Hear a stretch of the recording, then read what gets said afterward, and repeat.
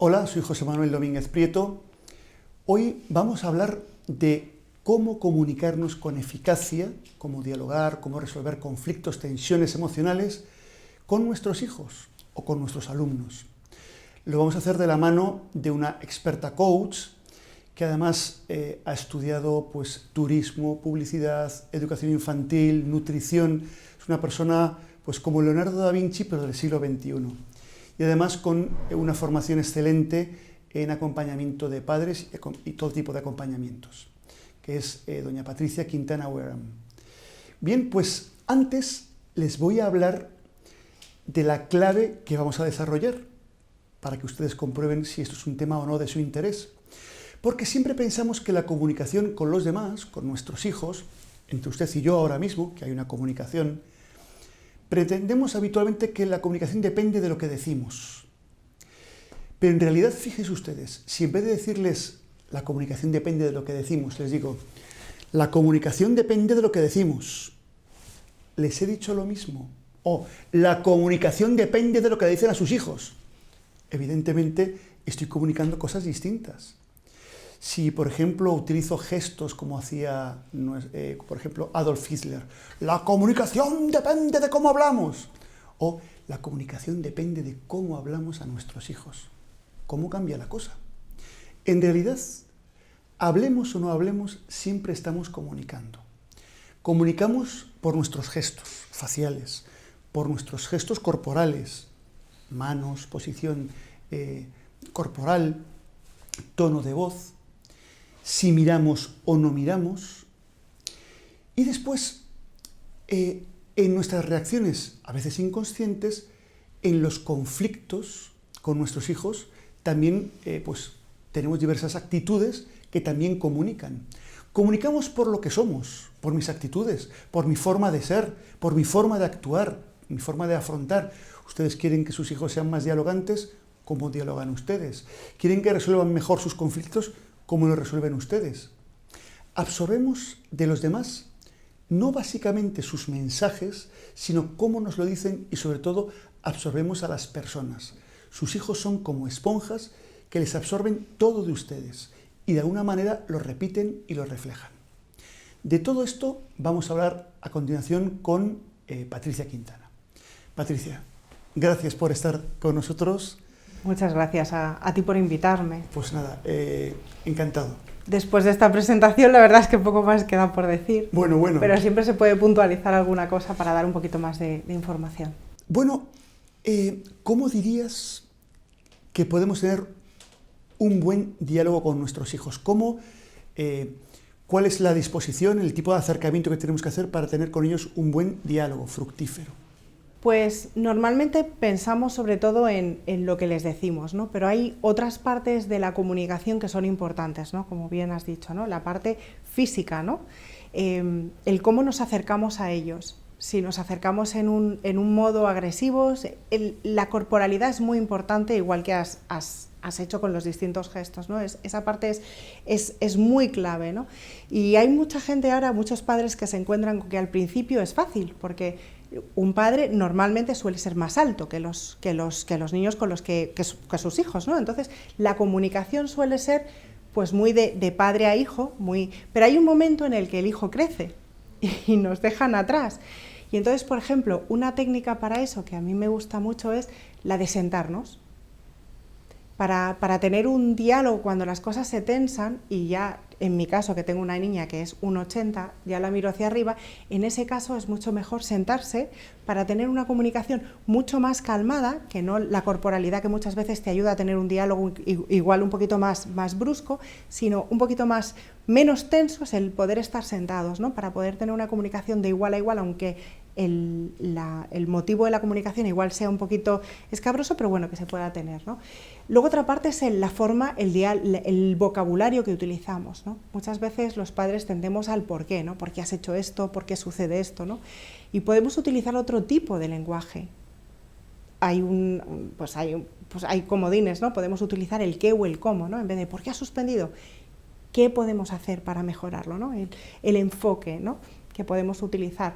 Entonces está la corporalidad, está el vocabulario, pero también está el enfoque, ¿no? En qué parte nos enfocamos cuando hablamos con ellos, si nos enfocamos en una globalidad o nos enfocamos en una parte de lo que es el adolescente.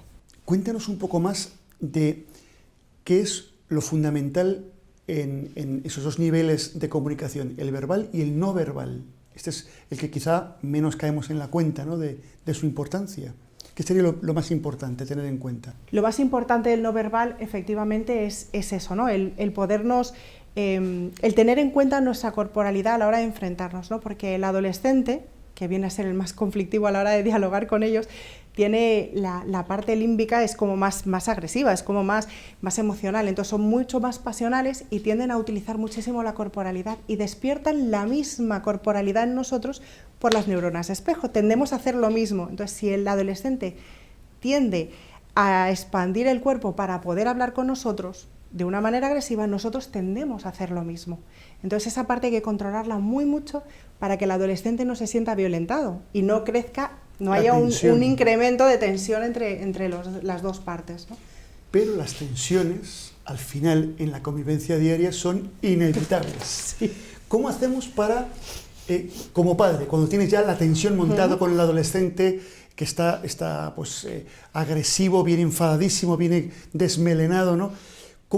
¿Qué nos puede ayudar para una buena gestión emocional nuestra y con ellos, ¿no? Pues cuando el adolescente está muy enfadado, suele ser enfadado, triste o esas emociones que a nosotros no nos gusta sentir como adultos, que no estamos acostumbrados tampoco a gestionar en muchos casos. Cuando sentimos que nuestros hijos, por esas neuronas espejo que nos hacen tener empatía con el adolescente y sentimos que está triste o que está muy enfadado, lo que tendemos es apaciguarlo sin dejarle sentirlo, que eso es muy importante también. Los adolescentes tienen que aprender a gestionar sus emociones y sentirlas, no podemos anestesiárselas, tienen que poder sentir rabia, tienen que poder sentir enfado, frustración, tienen que poder sentir alegría, tristeza, es importante en su desarrollo. Pasa que a veces los padres nos cuesta mucho el digerir su ira, o sea, como el darles espacio a la alegría está fácil. ¡Ay, qué bien, hijo, has aprobado todas! Enhorabuena, pero viene el hijo pues, o la hija con el sufrimiento porque le han suspendido una asignatura, les ha dejado o han roto con su pareja, con su novio, o han tenido una tensión con un compañero y vienen iracundos, o porque no se soportan a sí mismos, ¿no? Sí, esa parte es importante porque cuando el adolescente nos viene con un problema, lo primero que tenemos que hacer es escucharles, que pocas veces lo hacemos, ¿no? Y eso se empieza desde chiquititos, hay que aprender la escucha, ¿no? Y escucharles desde cuando nos vienen contando cosas que realmente no nos interesan a cuando realmente nos tienen que interesar.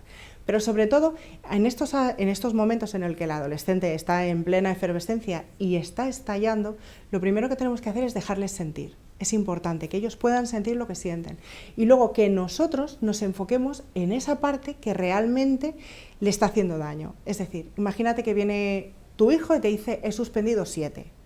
Lo primero que te sale es ¿por qué, no? ¿Por qué has suspendido, no? En vez de y cuando decimos ¿por qué has suspendido?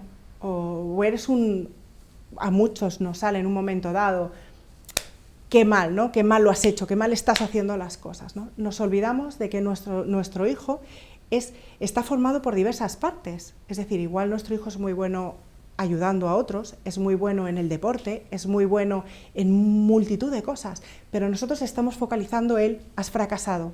Nos olvidamos que es solamente en una parte, que es en la parte de los estudios, ¿no? Entonces, hay que aprender a focalizar solamente en esa parte y a trabajar y buscar soluciones, ¿no? Porque una vez que ha suspendido, todos sabemos que ya no se puede hacer nada, pero sí se le pueden dar herramientas, ¿no? Que esa es la parte que nos corresponde a nosotros, ayudarle a gestionar sus emociones y a buscar las herramientas para poder salir adelante.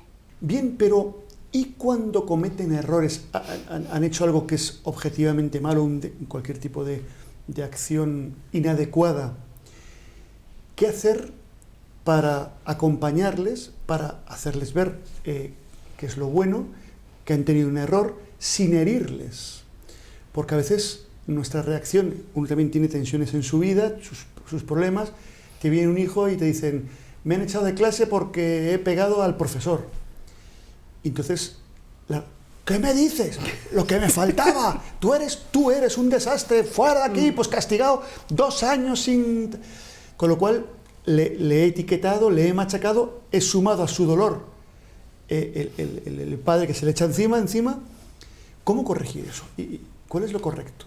Lo más importante es que el niño sienta que un fracaso en cualquier ámbito de su vida no es el final de nada, ¿no? Y sobre todo que nosotros como padres no les vamos a dejar de querer por ellos, ¿no? Que esa es la parte en la que los adolescentes lo llevan peor, que es en la parte en la que sienten que nosotros dejamos de quererles, ¿no? Porque han fracasado. Entonces, ¿cómo se puede hacer? Pues con muchísima paciencia y con muchísima escucha y con muchísimo autocontrol, sobre todo en esos momentos, ¿no? Porque ¿cuántos no hemos castigado a nuestros hijos hasta el día del juicio final por cosas muy pequeñas, ¿no? Entonces, primero, respirar hondo y valorar lo que vamos a decir, ¿no? Porque en esos momentos el niño está muy receptivo a escuchar cualquier tipo de etiqueta que le podamos poner, ¿no? Y le merma a él en su autonomía y en su desarrollo personal. Esa parte es muy importante. Y luego centrarnos en las soluciones, pero sobre todo que sea él el que vea las soluciones, no dárselas nosotros. Pues ahora vas a hablar con el profesor y ahora vas a hacer y ahora vas a hacer. No, porque a los adolescentes, a medida que van creciendo, son muy conscientes, o por lo menos ellos tienen la sensación de que tienen la capacidad de elección. Ellos son muy responsables para su edad. Claro, hay una frase muy española que es a todo pasado, todo son miura, y nosotros con la experiencia sabemos que no, pero ellos no lo saben. Entonces ellos sienten que nosotros les ponemos mucho freno a su desarrollo personal en ese aspecto. Entonces hay que trabajar en ese aspecto en el que tienen que trabajar, en ese campo, pues en mejorar los estudios. Pues vamos a enfocarnos en qué tenemos que hacer, ¿no? Para que puedas aprobar. Porque hay cosas en las que no se pueden solucionar, o hay cosas, he copiado un examen, pues en ese momento igual tienes que hacerle ver que hay maneras de solucionarlo, ¿no? Pero que tiene que ser el que tome las decisiones, ¿no? Como coach que eres, ¿cuál es la herramienta, o descríbenos un poquito una herramienta que me lleve, en vez de decirle directivamente lo que tienes que hacer es esto, qué preguntarle o cómo plantearle para que sea él el que busque opciones? Porque muchos de nuestros hijos están muy sobreprotegidos y muy dirigidos, ¿no? Sí. Con lo cual nunca acaban de crecer. ¿Cuál es la clave? ¿Qué debo hacer como padre? ¿Qué debo decirle? ¿Qué debo preguntarle como coach? A mí hay una frase que me gusta mucho. En vez de hacer el por qué, es el qué o el cómo, ¿no? Pensarlo en ese momento, en el por qué ha suspendido, ¿no? ¿Por qué? Ya sabemos por qué ha suspendido, o sea, lo sabemos. Entonces, no sirve de nada preguntarle porque ya está hecho. Entonces, cuando utilizamos el qué o el cómo, les abrimos la mira, ¿no? ¿Qué puedes hacer? ¿Qué podemos hacer, no? ¿Qué podemos hacer? ¿O qué puedes hacer para salir de esta situación? ¿Qué puedes hacer para probar? ¿Qué puedes hacer para que los estudios te sirvan? Para que seas consciente de cómo poder llegar al examen preparado, ¿no? El qué y el cómo, ¿no? ¿Cómo vamos a hacerlo? ¿Cuál es el plan de desarrollo? Es decir, abrirles las miras a no simplemente es un fracaso y hasta aquí hemos llegado, sino que hay opciones en la vida, ¿no? Y hay que tirar muchas veces de ingenio para saber cuáles son esas opciones, ¿no? Pero se puede. Y saber sobre todo que cuentan contigo, que no están solos, que no hemos dejado de quererles por un fracaso, sino que la vida estamos ahí. También la vida es tomar opciones. Elegir una cosa y dejar otras. Esto continuamente. Uno tiene que elegir una carrera y por tanto no puede hacer otra. Bueno, tú hiciste 2 a la vez, pero eso no es lo habitual. Las personas, como mucho, hacemos una y después a lo mejor lo complementamos. Pero ¿cómo ayudarles a tomar opciones? Porque habitualmente yo veo que los jóvenes son muy impulsivos. Quiero esto, pues para allá. Decido eso. Y un poco sin mayor argumentación. Pero la vida es pasarme el tiempo optando, diciendo a unas cosas que sí y a otras muchas que no. ¿Cómo les podemos ayudar en esto? ¿Cómo les podemos ayudar? Pues mira, les podemos ayudar ayudándoles a hacerse reflexivos, ¿no? A que sean ellos capaces de evaluar un poquito, ¿no? Porque muchas veces, actualmente en la sociedad en la que vivimos, tendemos mucho a decirles lo que tienen que hacer por la cultura de inmediatez, en la que nosotros, que no hemos vivido esa cultura, nos hemos hecho muy rápidamente, ¿no? Haz esto, haz lo otro. Vivimos en una vorágine muy avanzada. Entonces, es muy importante poner un poquito de calma y hacerles reflexionar sobre qué es lo mejor, pero sobre todo potenciar esa vocación que puedan tener hacia distintas áreas, ¿no? Que muchas veces pasa desapercibida o tendemos más a que hagan lo que nosotros podemos ver más fructífero, ¿no? O sea, carreras, ¿no? Pues yo, por ejemplo, tengo una niña que la mayor dijo que quería estudiar Historia del Arte, ¿no? Pues se me echaron encima, ¿cómo vas a estudiar Historia del Arte? Los que estudian Historia del Arte se me van a echar encima, pero yo pensé que si realmente es su vocación y es lo que realmente quiere, va a ser feliz haciéndolo. Entonces, muchas veces tenemos que ser conscientes también lo que hay de fondo, ¿no? En eso. ¿Qué más? ¿Con qué más elementos puedes ayudarles a tomar, primero, a qué responde su decisión? O sea, ir a la decisión que sea más acorde con su vocación, con su desarrollo personal. ¿Y cómo ayudarles a ser reflexivos? A ser reflexivos. Se les puede ayudar también haciéndoles, inculcándoles un poquito lo que es la espiritualidad, ¿no? Trabajando mucho con ellos, el que no somos finitos, que sobre todo algo que a mí me gusta mucho porque mis hijas me lo dicen mucho: mamá, yo puedo sentir que estoy enfadada contigo, o que me dejas de querer porque he suspendido, ¿no? Pero yo sé que Dios me sigue queriendo siempre, ¿no? La importancia de sentirse queridos por Dios ante cualquier situación también les da una perspectiva muchísimo más a largo plazo, ¿no? Y les hace también elegir, según los valores que puedan ir teniendo a lo largo de su camino, la mejor opción, ¿no? En su vida futura. Bien, ¿y qué más elementos? A veces los padres estamos muy preocupados, lo decíamos, porque haga una carrera, porque tenga un futuro, que siempre lo pensamos en clave de título universitario y de beneficio económico, pero a veces dejamos elementos muy importantes de su desarrollo en el tintero.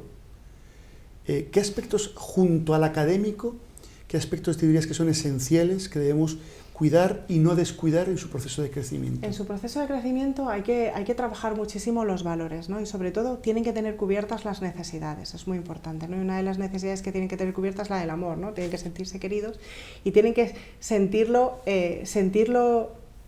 es como un tanque, ¿no? Es como si tuvieran un tanque. Entonces, si ellos tienen las necesidades cubiertas, van a poderse desarrollar muchísimo mejor. Para mí, algo muy importante es que tengan unos buenos valores, ¿no? Y que sean capaces de desarrollarse también en esos valores, ¿no? Y solamente hay que estar un poquito atentos, ¿no? Para ver hacia dónde se van moviendo, ¿no? Porque muchas veces, pues eso, nos tira hacia lo que más proyección puede tener y más beneficios les puede dar a largo plazo, pero nos olvidamos de esas pequeñas cosas, ¿no? Que pueden aparecer a lo largo de nuestra vida y que también son importantes para focalizarnos en ellas. Bueno, y ahora te voy a hacer me gustaría hablar contigo a una cuestión ya no respecto de los hijos, sino respecto de los padres, ¿no?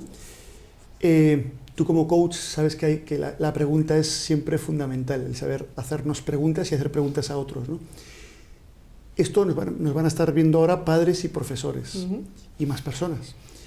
A un padre o a un abuelo, como soy yo, o a un profesor o profesora, ¿qué preguntas les harías?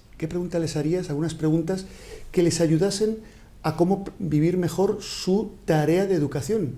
O sea, desde la perspectiva del padre o del profesor, ¿qué preguntas me debo hacer yo para ver si estoy cumpliendo bien con mi misión, yo no quería decir rol, pero con mi misión, con mi tarea de ser padre y de ser madre, ¿no?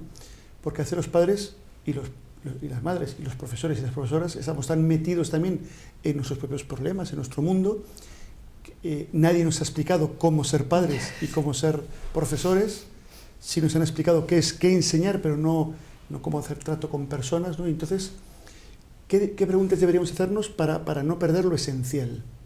Para no perder lo esencial, yo creo que nos deberíamos de preguntar, deberíamos de volver un poquito también a pensar que en algún momento nosotros fuimos adolescentes, ¿vale? Esa parte es importante porque lo hemos olvidado, lo olvidamos, ¿no? Nos metemos muchísimo en el rol de padres y nos olvidamos esa etapa que nosotros también hemos vivido con nuestros más y nuestros menos, ¿no? Nuestras ansias de libertad y cómo nos las cortaban nuestros padres y ahora somos nosotros los que se lo cortamos a ellos, ¿no? Una parte es esa. Luego la segunda es si realmente estamos escuchando a nuestros hijos. Lo que más veo en las sesiones es padres que han dejado de escuchar a sus hijos, ¿no? Y hay un momento en el que se sienten profundamente desconectados, ¿no? Entonces, bueno, pues trabajamos mucho el cómo cubren las necesidades los unos de los otros, porque en una familia todos necesitamos sentir cubierto, por ejemplo, el amor, ¿no? Entonces, es muy importante ver qué vehículo utilizamos, o sea, de qué forma yo me siento querida por mis hijas y de qué forma mis hijas se sienten queridas por mí, ¿no? Entonces, esa parte es muy importante porque ayuda muchísimo a la conexión de padres e hijos. Es muy importante. Algo que les diría es si realmente nos llevamos, pues eso, los problemas del día a día y los cargamos contra nuestros hijos, porque eso es así, o sea, vienes cargado el trabajo, tu jefe, tu marido, tu tal, llegas a los niños, el pobre niño ha hecho cualquier cosa y has hecho un mundo de nada, ¿no? Entonces, realmente ser capaces de separar, que yo sé que es difícil, pero hay que intentarlo, porque los niños suelen ser los que se llevan el pato, ¿no? Porque son más propensos a hacer cosas que nos sacan de nuestras casillas en un momento dado. Pero sí que es cierto que requieren su tiempo, requieren su escucha, cada uno a su edad, y es muy importante que aquellos que tengan niños pequeños empiecen desde muy chiquititos, con cosas nimias. Cuando salen del colegio y te cuentan 70 veces que el amigo les... No importa, es importante escucharles, porque cuando les escuchas de pequeño van a seguir buscando tu escucha de futuro. Esa parte es primordial, ¿no? Luego saber si empatizamos con ellos, si hay una relación, porque es muy importante decir que somos padres, pero no somos sus amigos, que esa parte hay veces que se confunde. Los padres tenemos que ser aquellos que les ponemos unos límites, ¿no? Tenemos que ser capaces de crearles ese espacio en el que tienen que empezar a vivir, ¿no? Darles esa seguridad, ¿vale? Tenemos que ser conscientes de saber si les estamos dando ese entorno seguro que ellos necesitan para desarrollarse, para poder tomar elecciones y sentir la confianza nuestra para poderse desarrollar autónomamente. Y básicamente es eso, ¿no? La escucha, el saber que les estamos dando el entorno adecuado y saber que la necesidad más primaria que tienen los niños, que son y los adolescentes, que es sentirse querido, está cubierto también. Una última cuestión, Patricia. Ya se nos ha acabado el tiempo, así que una última cuestión en un minuto.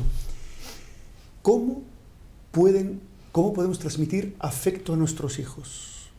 ¿Cuáles son las maneras eficaces de mostrarles que les queremos? Porque no basta decir, bueno, eso ya lo saben. No, hay que mostrárselo. ¿Cuáles son las maneras mejores y que a lo mejor algunos tienen que empezar a poner en marcha para mostrar afecto a los hijos?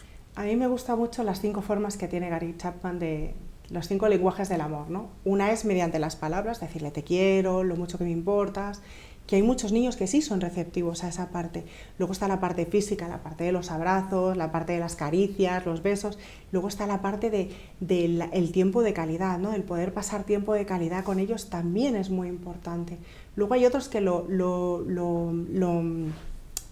sienten a través del servicio, ¿no? O sea, sienten que si tú haces algo por ellos, ellos también pueden sentirlo, ¿no?